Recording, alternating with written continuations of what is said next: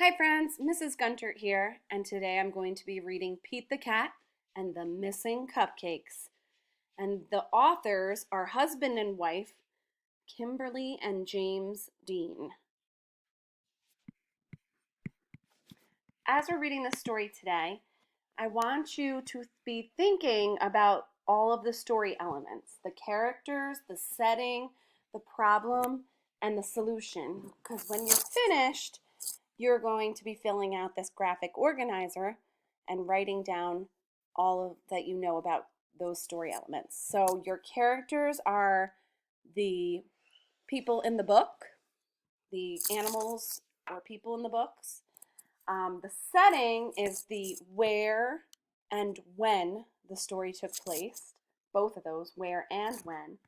In the middle, you're going to write the book title. And then over here, you're going to write down the problem in the story. What were they having trouble with? And what was the solution? How did they solve the problem? Okay, so as we're reading, we'll be thinking about that.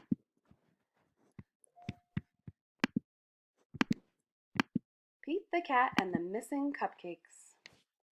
Pete and Gus were as busy as could be. They were getting ready for the cupcake party. It started at 3. They were making cupcakes for everyone. Pete and Gus counted them just for fun.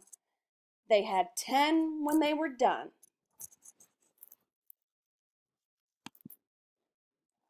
Oh no, hang on! Some of the cupcakes were gone. They were sure there had been 10. Pete said, maybe we need to count again. They counted the cupcakes lined up straight. Now there were only 8. It looked like someone had taken 2, but who? Pete and Gus did not know what to do. Hopefully you're hearing that rhyming in there too. Just then they found a clue. Gus said, look what I have found. Sprinkles on the ground. I bet it was Squirrel. She loves sprinkles. Squirrel said, it wasn't me. It couldn't be. I've been at the spelling bee.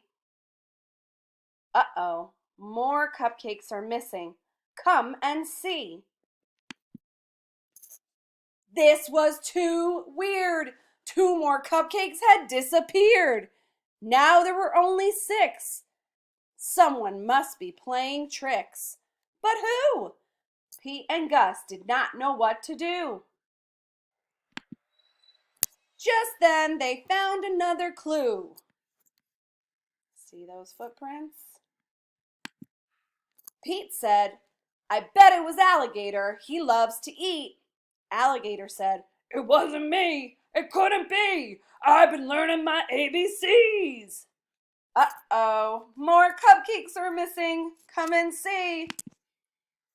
Now there were only 4. Someone had taken 2 more. But who? Pete and Gus did not know what to do. Just then they found another clue. I bet it was Turtle, said Pete. I know Turtle loves sweets.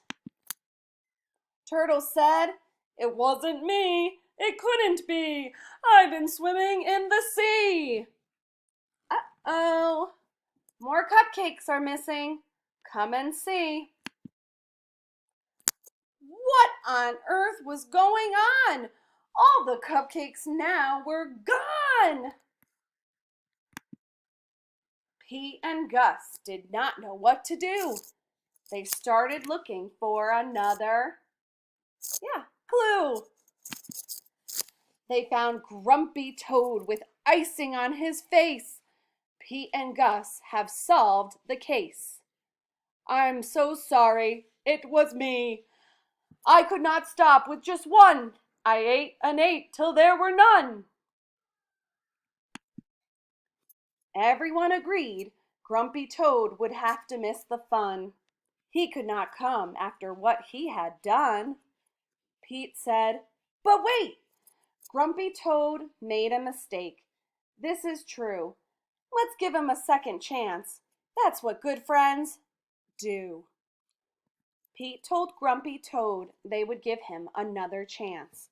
He was so excited, he did a happy dance. The night of the party was so much fun, Grumpy Toad brought more than enough cupcakes for everyone.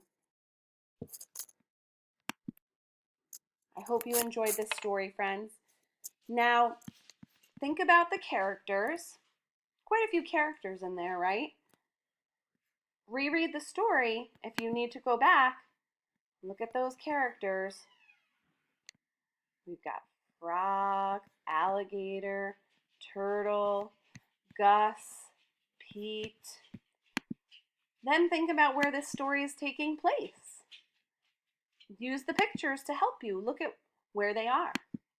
And then also use the pictures to tell when the story is happening. Think about the problem. What was happening? And what had happened at the end. Have fun writing in your graphic organizer. If you need any help, contact your teacher. Have a great day.